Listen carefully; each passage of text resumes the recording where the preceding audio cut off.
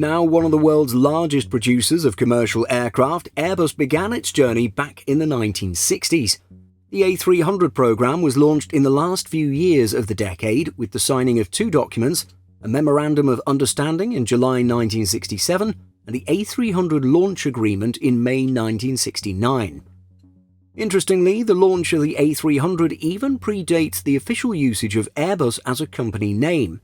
It was only whilst the A300 was taking shape that Airbus as a legal entity was signed into existence. Indeed, the formal establishment of Airbus as a consortium would take place in December 1970, a cooperation of French and German aerospace firms. But today's video is not about the history of Airbus and its early years. We only mention all this history to highlight the fact that Airbus's very first commercial passenger jetliner, the aircraft that allowed it to grow into what it is today, is actually still in service. So, who's still operating the type? Let's take a look for today's video. The A300 is a short to medium-range twin-engine wide-body aircraft. In its densest configuration, the jet could accommodate well over 300 passengers. The first airframe of its kind, manufacturer's serial number or MSN 001, was delivered in October 1972.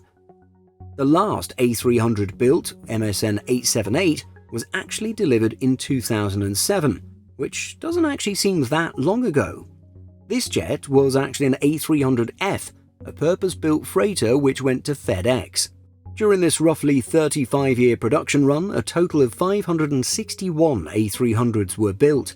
These jets went to dozens of carriers, including but not limited to American Airlines, Korean Air, Thai Airways, Lufthansa, Egypt Air, and many, many more. It goes without saying that essentially all of these carriers have since retired the type. And so, with data coming from Planespotters.net's production list, there appear to be 147 active A300s at the time of making this video. Another 24 are listed as parked, while 53 are listed as stored. As we've noted in previous videos, the jets designated as parked have a good chance of returning to service, typically spending an extended time on the ground for maintenance. Those listed as stored, particularly in this case, are more likely to never fly again and are instead sitting in long-term storage. During the pandemic, many A380s and even A340s were listed as stored and their fate was uncertain. Many of these would end up being reactivated for passenger service. Again, this is a lot less likely to happen for stored A300s. In addition to all of these jets, there are hundreds more listed as scrapped. A few dozen are marked as either preserved, partially preserved, or written off. Interestingly, 3 airframes were marked as destroyed. Records show that all 3 were made inoperable at Tripoli Airport on August 25, 2011, after being consumed by fire during armed conflict. And so when it comes to the aircraft that are active or parked, we see quite a diversity of operators. Of the smaller operators, we have Kyrgyz carriers Aerostan, Gawan Airways, Cap.kg and Maolem Aviation. Iranian operators include Iran Air Tour, Mahan Air, Mirage Airlines and Keshem Airlines. There's also Easy Charter of Georgia, Solinair of Slovenia and Fly Pro of Moldova.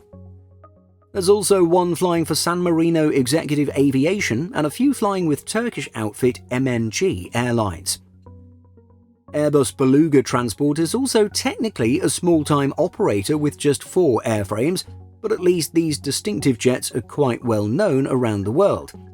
The modified A300s with their oversized fuselages were used to carry aircraft components from Airbus manufacturing to assembly sites.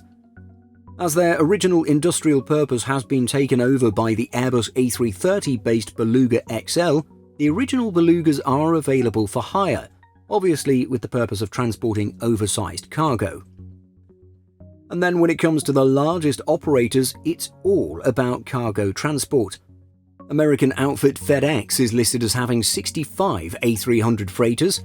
At the moment, 55 of these are active and another 10 are parked. Fellow American firm United Parcel Service, or UPS, has 52 freighters, with 49 in service and the other 3 parked. Finally, DHL Aviation has 36 of these jets in its fleet, again all freighters. The company's situation is perhaps the messiest and most confusing, since DHL isn't technically the entity operating a number of its jets. Instead, other carriers operate these A300 freighters on behalf of the German company. With this in mind, we can see that 4 are operated by Air Hong Kong, 6 by ASL Airlines, and 1 by the aforementioned Solanair. And finally, another 26 are flying for DHL, but technically operated by European Air Transport Leipzig, although this company is a part of the DHL group. While all of these aging freighters will inevitably be replaced by more modern jets, such as the cargo variant of the Boeing 767, we know that UPS will be hanging on to its A300 freighters a little longer. As highlighted in an April 2023 press release, Airbus and UPS completed cockpit upgrades for all 52 of the latter's A300-600 freighters. The project also included the upgrading of 2 simulators for the American firm. This was a 6-year-long project signed in March 2017 with embodiment launched in 2021. According to Airbus, it was the first time an upgrade of this complexity was implemented on the A300.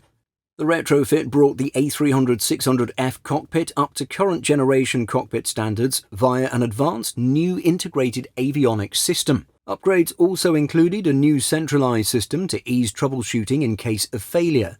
It also added the ability to load new software for upgrades without removing hardware from the aircraft. Commenting on the huge leap forward, Alan Fensky, Senior Business Director at Honeywell Aerospace, told Avionics International, the prior A300-600 had Honeywell's Flight Management Computer, or FMC. It was the limitations of this 30-year-old system that precipitated the original discussions between UPS and Honeywell regarding the upgrade. The FMC navigation databases are loaded via floppy disks, which takes 45 minutes and, due to limited storage space, is limited to a regional set of routes.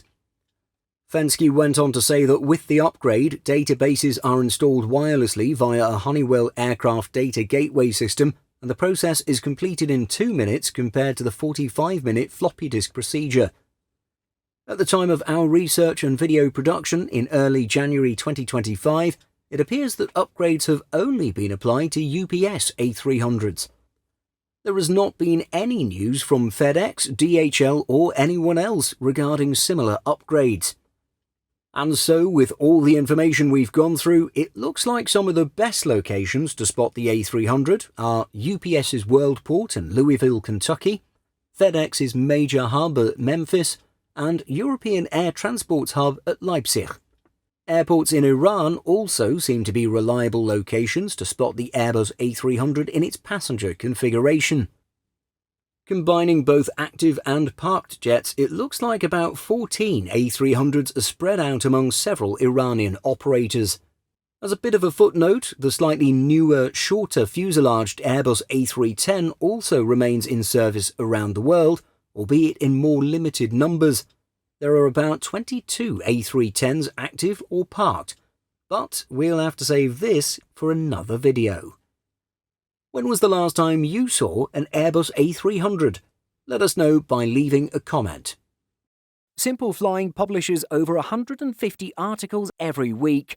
If you're looking for the latest aviation news and insights, visit simpleflying.com.